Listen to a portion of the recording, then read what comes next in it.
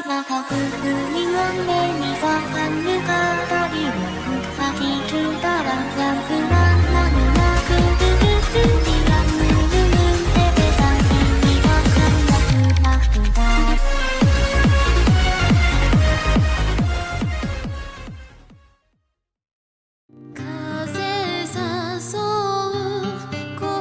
Dunia itu ibarat gelembung yang muncul dari dasar air. Dari bawah, ia terlihat seperti masa lalu dan ketika ke permukaan, ia menjadi masa depan. Gelembung-gelembung yang jumlahnya banyak yang ada di dunia ini, kita asumsikan adalah dunia paralel atau universe yang berbeda-beda. Jadi kita satu sama lain hanya menganggap universe kita lah yang nyata, padahal belum tentu benar sepenuhnya. Ada laboratorium khusus yang meneliti hal tersebut, ia disebut ilmu virtual. Ada dua orang yang sangat terobsesi akan proyek dunia paralel itu. Dia adalah Dr. Sato dan direktur di ilmu virtual ini bersama teman kuliahnya yang bernama Hidaka. Setiap harinya saat bekerja, Hidaka membawa anaknya yang berusia 7 tahun, ia bernama Hidaka Koyomi. Sedangkan Dr. Sato juga membawa anaknya karena tidak ada yang merawatnya setelah ia bercerai dari suaminya. Ia bernama Sato Shiori. Karena pekerjaan orang tuanya itu, Koyomi dan Shiori sering bertemu, namun tidak terlalu dekat-dekat amat. Pada hari itu kesedihan melanda Koyomi. Anjing yang telah dibesarkan kakeknya meninggal dunia ditabrak mobil. Anjing itu bernama Yuno. Kesedihan kakeknya itu sangat menusuk dan terasa bagi Koyomi. Ia pun tanpa sadar menjatuhkan air matanya. Setelah perceraian ibunya dengan ayahnya, ia juga harus kehilangan Yuno. Shiori yang melihat kemurungan Koyomi pun lantas menghiburnya dengan mengajak Koyomi agar pergi menyelinap ke kapsul IP yang bisa masuk ke dunia paralel dan pergi ke dunia di mana Yuno masih ada di sana. Koyomi pun masuk. Tiba-tiba ia sukses kembali ke dunia paralel yang dimana Yuno berada di sana. Yuno berlarian ke sana kemari dan tertawa. Dengan hati senang ia pun pulang ke rumah.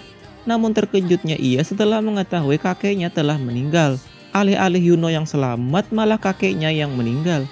Malam itu ia minta tidur ditemanin ibunya. Saat bangun ia mendengar suara kakeknya dan Yuno yang sudah dalam keadaan terkubur, yang berarti ia telah kembali ke dunia asli.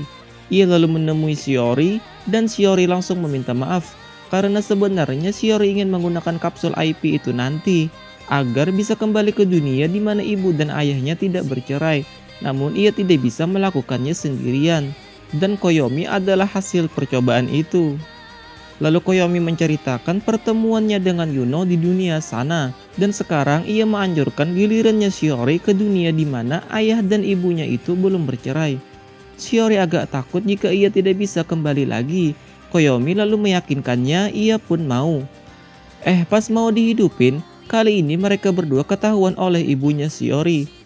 Dari situ mereka berdua menjadi dekat dan berkenalan dengan nama asli mereka masing-masing, hingga mereka pun beranjak remaja.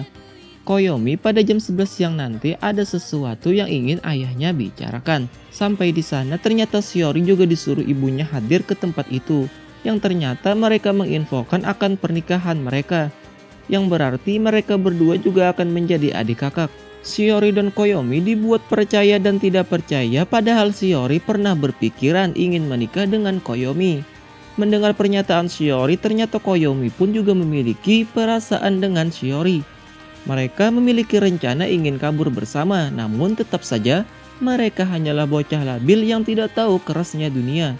Setelah pikir panjang, mereka pun mendapatkan ilham agar pergi ke kapsul IP bersama-sama dan pergi ke dunia di mana ayahnya dan direktur belum menikah dan bertemu di suatu tempat yang telah mereka janjikan.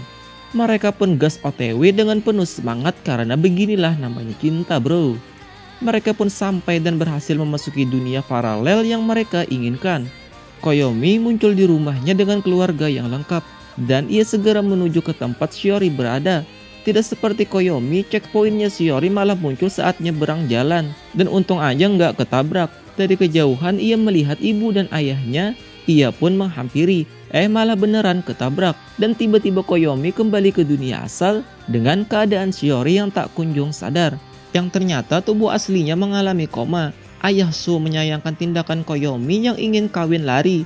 Padahal jika ayahnya dan ibunya Shiori kawin, ia dan Shiori tetap bisa kawin. Dan itu juga dibolehkan dalam syariat Islam halal brother. Kesimpulannya adalah, Koyomi mengalami kecelakaan di dunia paralel dan arwahnya itu menggantung di sana. Saat di jalan pulang, Koyomi melihat arwah Shiori yang berdiri di tempat kejadian yang menimpa dirinya. Dr. Sato baru mendapatkan pencerahan bahwa dunia paralel seberbahaya itu. Setelah disimpulkan meski arwahnya Shiori kembali ke dunia asal, tapi tubuh aslinya yang ada di dunia paralel akan mati. Gimana, bingung kan kalian? Sama saya juga bingung. Jadi gini guys, sepemahaman saya ya, Shiori ini mati di dunia paralel, namun arwahnya masih gentayangan di dunia paralel itu. Nah, jika arwahnya kembali ke dunia asli, artinya wadah virtual tubuhnya di paralel itu juga ikut lenyap. Alasan Koyomi bisa melihat arwahnya Shiori di persimpangan itu karena otaknya dalam berada radius yang sama saat pergi bersama ke dunia paralel saat itu, kurang lebih begitulah ya. Koyomi menyesal atas perbuatannya itu. Dr. Sato tidak menyalahkan atas kecelakaan itu. Bahkan Dr. Sato ini tahu bahwa Koyomi sudah pernah menggunakan kapsul IP dan berhasil kembali dengan selamat. Kapsul IP yang ia kembangkan itu tidak bisa berpindah ke paralel yang lebih jauh. Ia pun menyimpulkan alasan Koyomi bisa selamat itu karena fisik dan eksistensi Koyomi lebih kuat ketimbang Shiori. Koyomi siap menjadi subjek tes agar bisa menyelamatkan Shiori sebagai tebusan akan kesalahannya. Ayah Koyomi juga ikut memohon sebagai penyesalannya pada apa yang diperbuat anaknya itu. Ibu Shiori ini terlihat sangat tegar dan tidak menyalahkan Koyomi karena menganggap itu adalah sebuah kecelakaan. Setelah dibilang merasakan biasa-biasa aja, beliau justru karena menahan kesedihannya itu. Koyomi belajar lebih ekstra dan ia juga mulai belajar ilmu virtual. Saking giatnya ia belajar, ia pun mencapai peringkat 1 di sekolahannya. Uji perpindahan paralel terus diteliti. Di dunia paralel manapun, Shiori masih menjadi arwah di tempat itu. Penelitian mengembalikan arwah Shiori masih belum ada kemajuan. Koyomi meneliti pengamatan elemen virtual hingga lembur malam, yang membuat ia kelelahan tanpa sengaja ketiduran. Lalu tiba-tiba ia berpindah ke dunia paralel yang sedang bangun dari tempat tidurnya. Dan di sampingnya ada seorang perempuan yang sedang berbaring. Yang tampaknya itu, dia adalah istrinya di dunia paralel sana. Namun Koyomi masih tidak mengetahui dia itu siapa. Belum sempat melihat wajahnya dengan jelas, Koyomi kembali lagi ke dunia asalnya. Beberapa hari kemudian, jantung Shiori berhenti berdetak, yang dapat dipastikan ia sudah meninggal dunia. Arwahnya Shiori tidak mengetahui bahwa tubuh aslinya itu telah meninggal. Setelah itu, Koyomi senantiasa setiap hari menjenguk Shiori hingga ia beranjak dewasa. Koyomi sudah resmi menjadi bagian dari Dr. Sato dan menjadi kepala dalam ruangannya. Direktur beserta ayahnya mencarikan Koyomi asisten dalam penelitiannya. Dia bernama Takagawa Kazune. Koyomi sebenarnya lebih nyaman saat sendirian saja karena tidak fokus jika ada orang lain. Kazune ini ternyata teman sekelasnya Koyomi saat di bangku SMA. Namun Koyomi tidak memperhatikan sekitarnya karena saat itu fokusnya hanya untuk meneliti Shiori. Kazune mengajak karaoke agar lebih enak mengobrol dengannya. Kemudian Kazune bablas mabok saat pulang ia dipangku oleh Koyomi. Saat di persimpangan seperti biasa Koyomi menyapa Shiori yang berada di sana. Tak terduga Kazune samar-samar bisa melihat Shiori. Namun ia menyangka itu hanyalah arwah hantu biasa yang memang penunggu tempat itu. Ia tidak tahu hantu yang ia maksud itu adalah Shiori, orang yang sangat Koyomi cintai.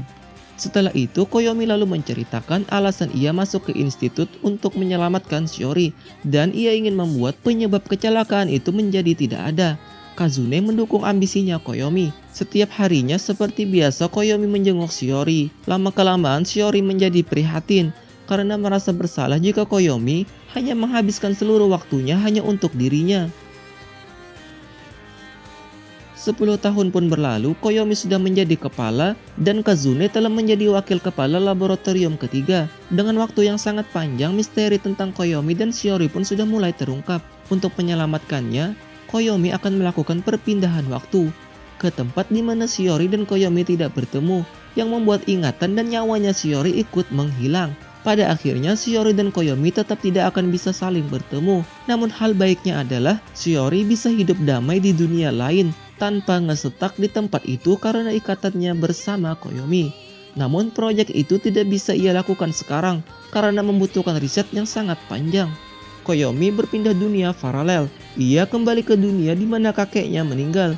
Berjalan lebih jauh, ia berpindah lagi ke dunia di mana ia pertama kali masuk ke kapsul IP bersama Shiori. Di dunia itu keluarganya masih dalam keadaan lengkap. Di dunia itu pula ia menjalani hidupnya dengan normal hingga ia beranjak besar masuk SMA.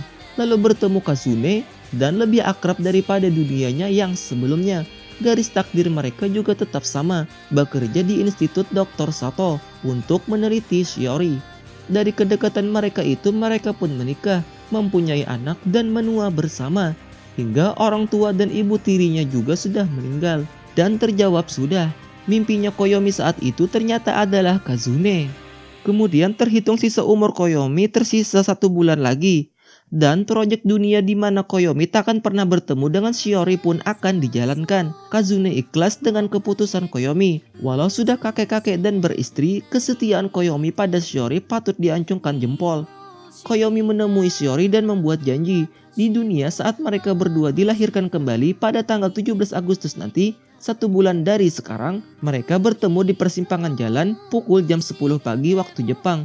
Dan saat itu mereka akan bertemu saat berumur 7 tahun. Dibantu istrinya Koyomi, ia pun bisa berpindah ke dunia paralel di mana ia dan Shiori bisa bertemu. Di sini fisik Koyomi sudah tua, namun roh dia di paralelnya Shiori terlahir berumur 7 tahun. Setelah sadar di jam canggihnya ini, memberitahu ada schedule yang mengingatkannya bahwa ada pertemuan di persimpangan pada jam 10 pagi. Awalnya ia menghiraukan saja karena lupa jadwal itu untuk apa. Namun ia disuruh Kazune agar mendatanginya saja karena siapa tahu aja penting. Setelah berangkat, roh Koyomi yang berusia 7 tahun pun bisa bertemu dengan Shiori. Dan mereka pun hidup bahagia, hidup searwah. Tidak lupa kita panjatkan semoga sakinah, mawaddah, warahmah. Nah, alurnya sampai sini dulu guys. Gimana? Bingung gak kalian? Sama, saya juga bingung. Oke, terima kasih telah menonton. Sampai jumpa.